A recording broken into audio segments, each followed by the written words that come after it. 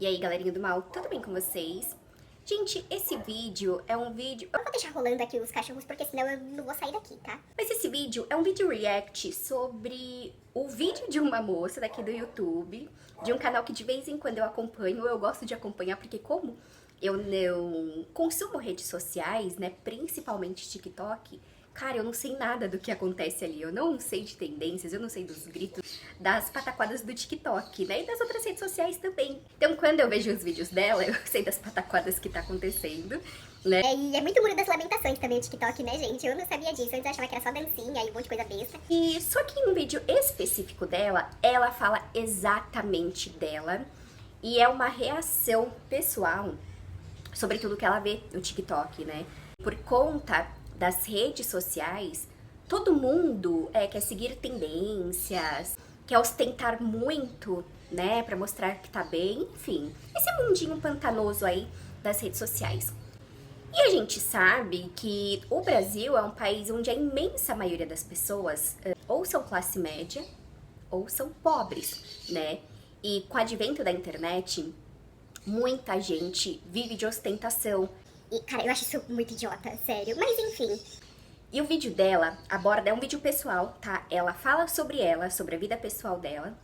Só que, a partir desse vídeo e de coisas que eu venho percebendo ao longo desse tempo que eu fui pro urbanismo, eu comecei a conhecer um Brasil, de fato, que eu não conhecia. Uma São Paulo, de fato, né?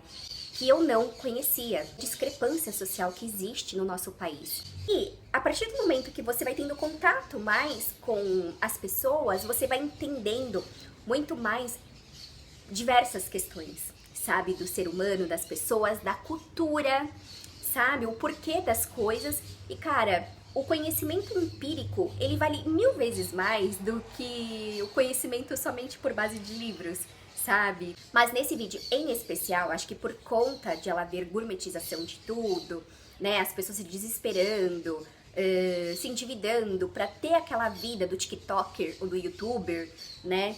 Então ela falou da experiência pessoal dela. E no vídeo ela fala que ela mora num lugar que eu acho que é de uma classe alta, AA. Vamos dizer que seria tipo uma Alphaville ou, sei lá, uma Granja Viana, né? E que ela não se sente pertencente àquele lugar e que ela jamais vai se sentir pertencente àquele lugar porque ela veio de uma classe média em que não existia nada disso. E o lugar onde ela vive, né, agora, onde ela mora agora, são pessoas de altíssimo nível econômico. E que ela nunca vai se sentir pertencente porque ela não nasceu naquilo, ela nunca viveu aquilo e de repente ela cresceu, ascendeu economicamente e ela acha que socialmente, por questão de estar num lugar X, e que ela sente uma barreira enorme, sabe? Que ela jamais vai conversar com as pessoas daquela classe social, que é a classe AA, porque ela não pertence àquele mundo. Talvez eu deixe o link aqui do vídeo pra vocês entenderem o porquê. Ela fala muito assim, que ela jamais vai se sentir pertencente àquele lugar e que ela jamais vai ter conversa com aquelas pessoas daquele nível social, porque não é o nível social dela. E indo em áreas muito periféricas mesmo, gente, sabe? Que talvez muita gente não saiba que exista isso. Eu comecei a ver o comportamento das pessoas, como as pessoas agem, como elas são pessoas maravilhosas. Nossa, maravilhosas. Mas você começa a entender a questão da ostentação, você começa a entender diversas questões do país. E a gente começa a entender uma questão cultural também, do porquê da nossa cultura e desse apartheid econômico. E por questão desse apartheid, existe um apartheid social enorme. E eu acabei entendendo o porquê. Bom, só pra fazer um prólogo aqui sobre a minha vida pessoal. Eu sou da classe média. Eu nasci na classe média. Boa parte da minha família, da família Kekia, são pessoas, assim, muito bem de vida, né? Muito bem. Só que foi muito engraçado, assim, que o meu avô, que era índio, que nasceu numa tribo indígena, morreu rico, e o meu avô, que era muito bem de vida, que é o pai do meu pai, né, que tinha uma vida financeira muito boa, por ele ter sido, assim, digamos, perdulário, ele morreu pobre, né, e a minha família, assim, a família do meu pai, nós crescemos na base da classe média brasileira. Sabe aquela classe média? Então, eu estudei em escola pública, muitas coisas que eu fiz foi coisas públicas, e graças a Deus, muito bem servida, sabe? Só que, gente, eu não tinha um entendimento do porquê existe esse afastamento tão grande, sabe? Das classes sociais e até o distanciamento social mesmo das pessoas. Do porquê eu vou explicar pra vocês. Eu cresci numa classe média, como todo brasileiro é, só que eu cresci num ambiente e era no meu entorno, tá? Era o meio em que eu vivia, em que a educação, e hoje em dia eu entendo que na verdade a curiosidade era algo muito inerente a nós, né? Você ter uma base educacional, uma base curiosa de conhecimento, era algo muito natural pra gente, muito natural. Então, eu cresci em meio de pessoas muito inteligentes. Hoje em dia, eu até presto atenção, eu fico pensando, porque hoje em dia acendeu um monte de gente super inteligente com o livrinho atrás na biblioteca, né? Eu sei. Enfim, e hoje em dia eu vendo essas pessoas, eu fico lembrando, eu falo, cara, como a gente realmente era inteligente. Aquela galera do meu meio é super inteligente de verdade. Então, assim, eu cresci em meio a pessoas em que realmente liam a Barça. Na minha casa tinha muitos livros, e a gente lia mesmo, né? Muitos livros ligados à cultura, né? Sabe esses livros de artes de Rembrandt, Monet, sabe? Van Gogh. Cara, a gente amava isso. A gente prezava muito por falar um português correto. Escrever, cara, eu lembro muito, toda vez que eu tô escrevendo eu lembro, tipo, que era até zoeira, era um absurdo você ter uma letra feia. Então, o meu meio em que eu vivi, nós tivemos quase que uma certa obrigação de ser inteligente, de ter um embasamento cultural, de letramento muito forte. Isso me fez me fez ser uma pessoa inteligente e estar perto de pessoas inteligentes e que falassem de tudo. Então, na verdade, nós nunca tivemos medo de estar perto de uma pessoa muito rica, uma pessoa muito intelectual.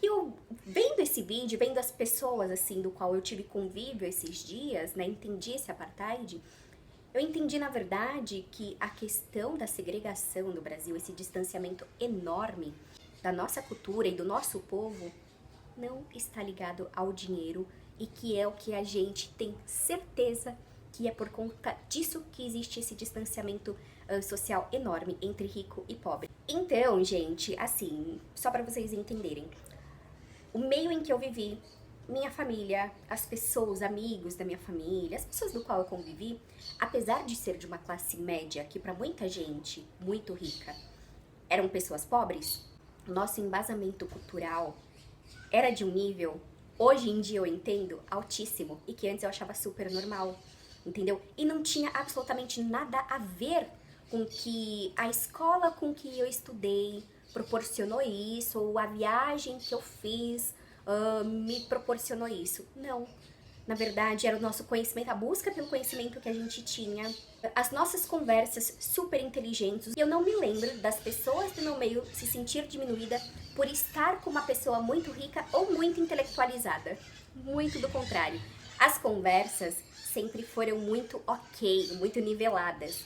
E essa mulher, quando ela fala no vídeo dela que ela nunca vai se sentir pertencente, ela nunca vai conversar com uma pessoa de uma classe social maior, porque ela não tem o cartão de crédito que o cara tem, ela não tem o carro que a mulher tem, ela não tem a bolsa Prada que a mulher tem, sabe? Mas pra ela, só falar de bens materiais é o que nivela ela a alguém, sabe?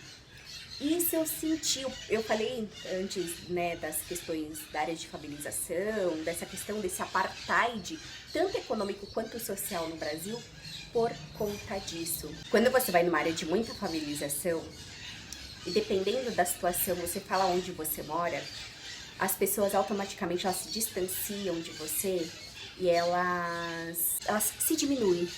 É muito louco isso, porque elas acreditam que o lugar que você mora te faz ser superior a elas em todas as condições. O rico não interage com o pobre de maneira alguma, tem até um certo nojo, e o pobre, ele sonha muito em chegar àquele nível material do rico. A ascensão do pobre aqui no Brasil é material. E o porquê disso? Porque, na verdade, na nossa cultura, e foi agora que eu entendi isso, a gente não tem incentivo nenhum a qualquer tipo de cultura mesmo, de verdade, sabe? De letramento, de conhecer uma arte boa, e cada vez tá indo cada vez mais ladeira abaixo, né? Ter conhecimento de diversas coisas, conhecer um pouquinho de tudo, mas que te faz ter um olhar sobre o mundo de diversas formas. E a gente não aprende isso aqui no Brasil, né? Você consegue se igualar a todo e qualquer ser humano. Você consegue entender que todos os seres humanos, apesar de nossas diferenças, têm exatamente as mesmas questões emocionais como a nossa, de certa forma, certos problemas, igualzinho nós. Você não precisa um dia falar que nem essa mulher, sabe? Eu nunca vou chegar perto de um cara que viajou o mundo inteiro porque eu sempre fui um lixo e ele, que tem muito dinheiro, é muito maior do que eu. Porque não é, cara. Não é. O cara chora que nem você. O cara, se tiver saúde, vai ao banheiro fazer o número 1 e o número 2 que nem você. O cara é traído igual a você. O cara tem pessoas invejosas, igualzinho tem pessoas invejosas ao seu redor. Agora, o que distancia verdadeiramente não é o dinheiro, tá, gente? É o conhecimento. Vamos por mim. Então é isso, meus amores. Ficou minha reflexão, porque eu vim acompanhando isso na minha vida real, sabe? E vendo o vídeo dessa mulher, ela conseguiu me comprovar o porquê de tudo isso. É isso, meus amores. Um beijo no coração de vocês. Fui.